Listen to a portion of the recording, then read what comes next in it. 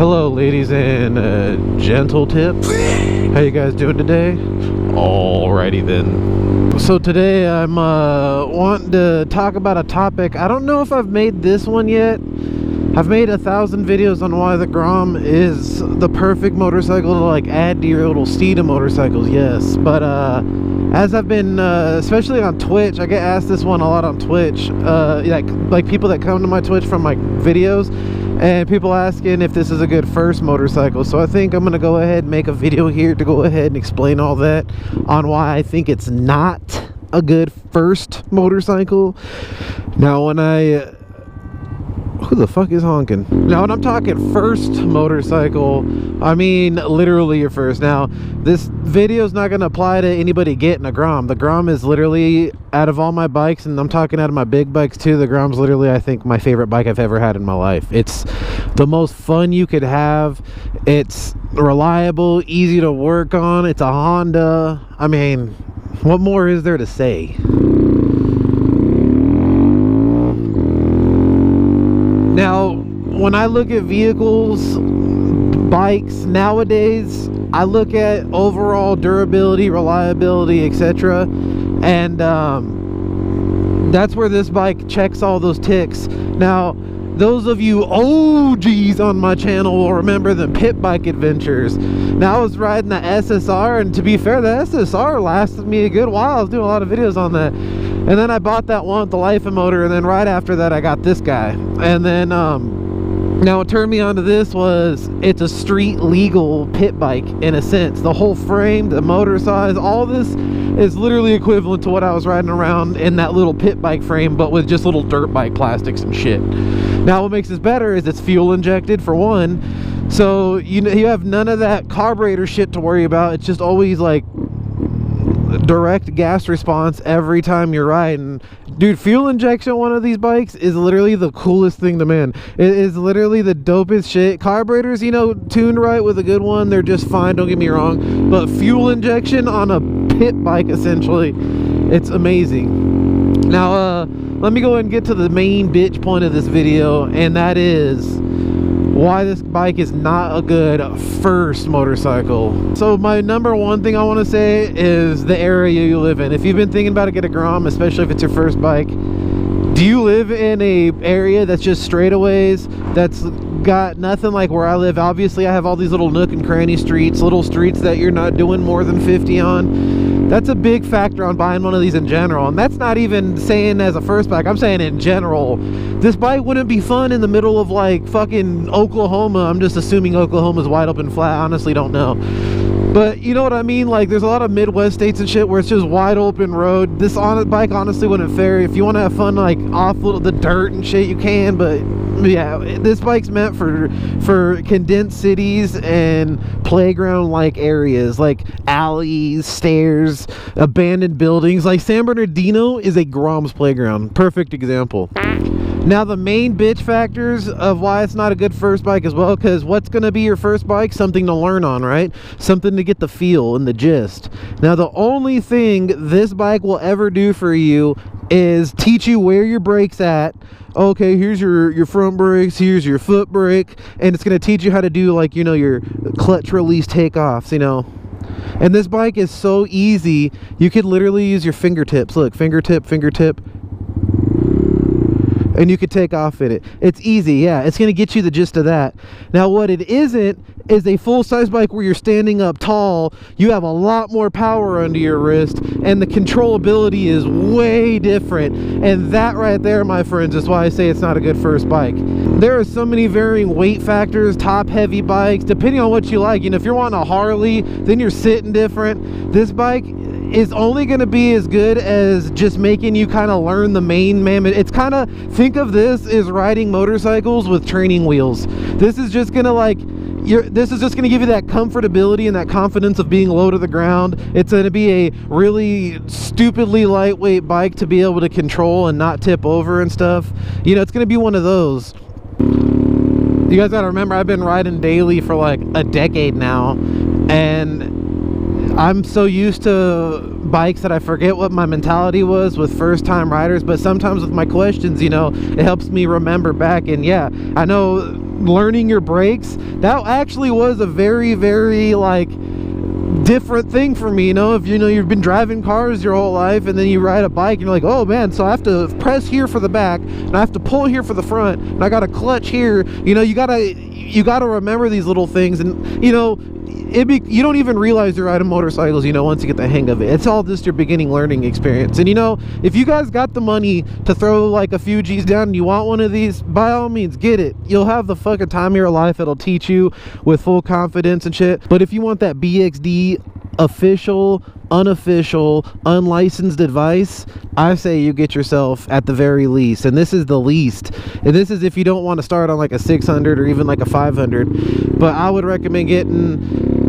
not brand new, but get yourself a used like Ninja 300 or even 400 if you can find one. Even a Ninja 250, an older one, if it's solid and it's not beat to shit and you get a good deal, get it. Those are good bikes. And these bikes now you can ride on the freeway. That's another factor I didn't bring in yet. This bike's not fucking friendly on the... This is what this bike's cool for. Oh, I see a little parking garage. Let's go ahead and explore in this shit. Oh, cool. I could smell piss because people come in here to piss and shit. That's what this bike's for. Nice bike, shit here. I mean, you could do that on any bike, but this is just your little toy. This bike's a toy. And when you're a good rider and you're a seasoned rider and you just have this in your arsenal, this bike is a Swiss Army knife of good times. And that's to say the least. And I just saw shit splattered on the wall, and now I'm not even going to remotely go over there. Man, it's cold in here. It's like literally 30 degrees colder in here than out there. And here we have the sacred grounds of the Holy Flute Man, which unfortunately isn't here today. Sadly. Very, very sadly. What the fuck is that box? It looks like a Sega Genesis box. Look how many people break the windows and not realize there's a fucking cage underneath it. Unless they like saw it through the metal. What is this? Look like a Sega Genesis. Oh, virtual reality with your cell phone. Man, you know that's fucking good times.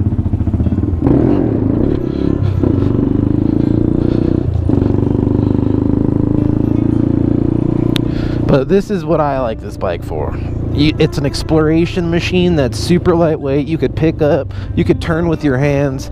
I mean, it's like a little Swiss Army bike with a motor. That's what I like to call this. It's the Swiss Army motorcycle. And I love this bike so much. I know dual sports are usually your Swiss Army motorcycles, but this one, just the size, it's like a compact Swiss Army knife in your pocket, but in motorcycle form. You know, unless you got the balls to do it and the sprocket set up and you don't weigh a hunk of cow shit, you can get away with probably riding this on the freeway at the most minimal speed, winding it out. But you know, you get any Ninja 250, 300, 400, you're going to be able to go highway speeds comfortably without stressing the motor out.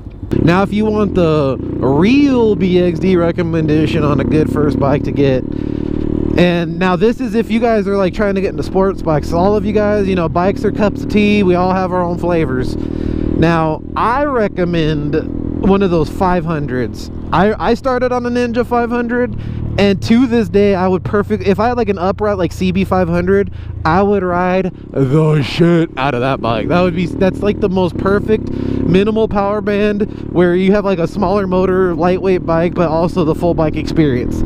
And I recommend getting one of those if you guys were to get one of those bikes, or you know, any big bikes. That's what I think is a perfect first bike in my experience. That's my opinion, my experience. You know, opinions are like assholes. We all have open ones. Just some of ours are stretched and opened wider from different experiences, and no one needs to question those experiences because those experiences are ours, but we just have those experiences. You know what I mean? So it's a different experience.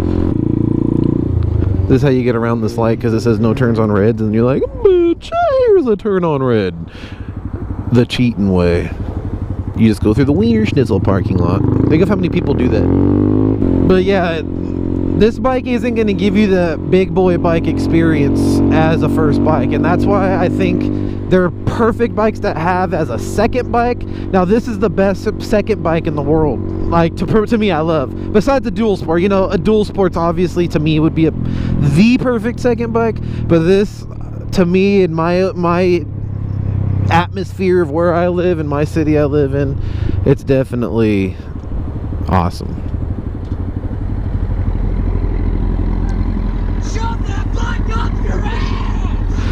like that jacket. That's a nice jacket. All right, now I'm gonna surprise you guys and give you the pros now. Now say you say, man, fuck you, Baker, and your dumbass unlicensed professional advice. I'm getting a Grom as my first bike. So let me go ahead and tell you, okay, you got the Grom now. Let me tell you what is cool about it. All right, well, first of all, I pay the same in reg. Reg is going to differ wherever the fuck you're at, especially if you're over the pond. You guys get fucked in your anal cavity with insurance and reg prices, and I feel sorry so much for you guys on that. But my reg on this bike is like, I think 149, and my ZX10 that's a 1000cc is the exact same cost. So that kind of sucks ass over here. But I heard like in Florida there's people spending like 20 bucks a month, or I'm sorry, a year on their reg. So hey, it's wherever your chode's floating. And I'm pretty sure in Florida you could probably ride year round over there. I know it does rain a lot out there because of the you know, they're in that really humid climate and shit. But I for sure ride every day out here. I could count on my damn toes how much times a year it rains out here. We do get our little when God found that good page on Pornhub giving us those few extra rain ropes. He's like, here you go. Oh shit, Alice's restaurant. You know what? I am hungry. I am going to go ahead and get me some breakfast. This place ain't too bad, and unfortunately I could have cooked my own fucking breakfast here, or at home, but I didn't, because it takes too long to peel my damn potatoes, and I was trying to just get out and do some filming. But I need some grub dub in my chub. So let's go ahead and grab some grub. Can I park here? Fucking rights I can. That way I can see my bike from the inside. I haven't been here in a while since I think me and Franny went. Oh, this shit was pretty damn good, I ain't gonna lie. So back to those pros, if you end up getting one of these just for the hell of it, and you don't mind having the big bike and you don't care and this is gonna be all you want, you don't have a goal of getting a bigger bike. I mean, once you ride this, you're gonna probably, and you haven't experienced bigger bikes, you'll probably want one, but who knows.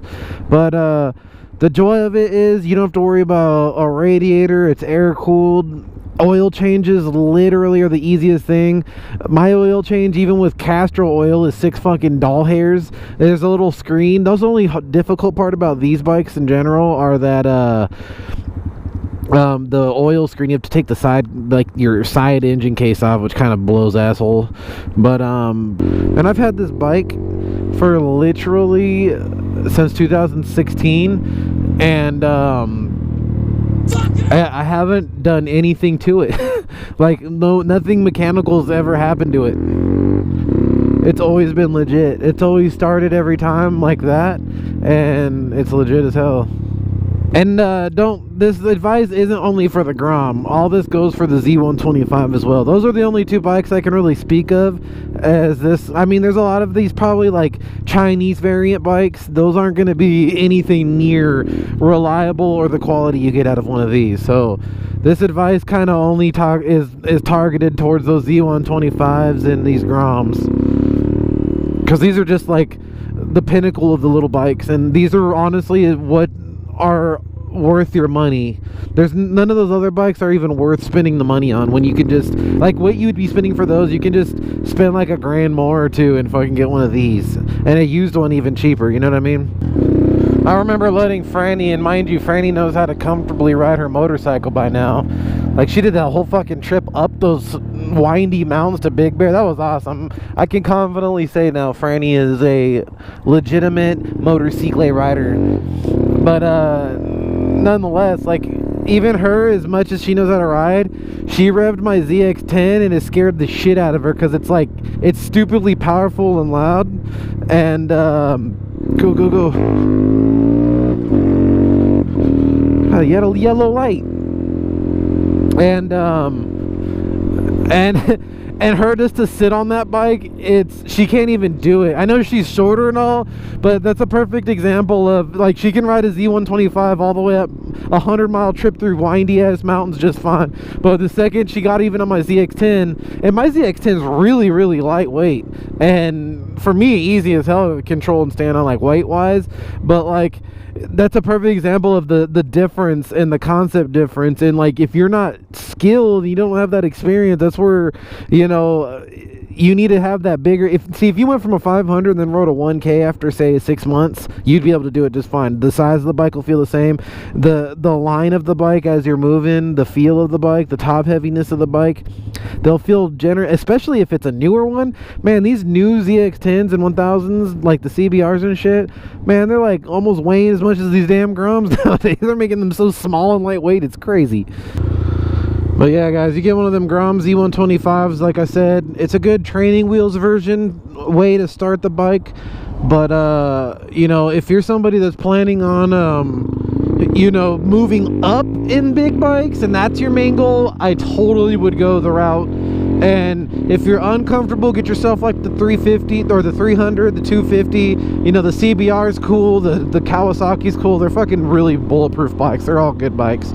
And you know, if you really want to go the extra mile, and they're still like cheaper on the cheaper spectrum, but in my opinion, way more worth money getting is the 500s, man. They have the CB 500, that's the upright. It's more of like, I believe it's got more of the nakedness to it. I love that. The CB 500 would be so good, and the CBR 300 is the more sporty bike one. But hey, now, you know, if you're a seasoned dickhead rider, I don't even need to explain to you guys why these bikes are fun and why they would be fun. But I've said this before and I'll say it again. Everybody that rides bikes needs to have one of these in their steed. These are like the most fun I've ever had on a bike in my life. So hopefully I was able to maybe broaden one of your guys' spectrums out there watching this video. I'm currently shopping for a bike, not sure what to get, not sure what might work and be comfortable for them. Like I said, you know, look at it as a training wheels version. It's not gonna, if this is gonna be your first bike, it's not gonna give you that full big bike experience, but it'll at least get you started on how to control it and ride them, etc. And you got my picks of my personal best starter bikes out there for your first bikes. So that being said, thank you guys for watching. All links will be down below if you want to support me in any way, shape, or form on Patreon. Get my shirts, keychains, etc.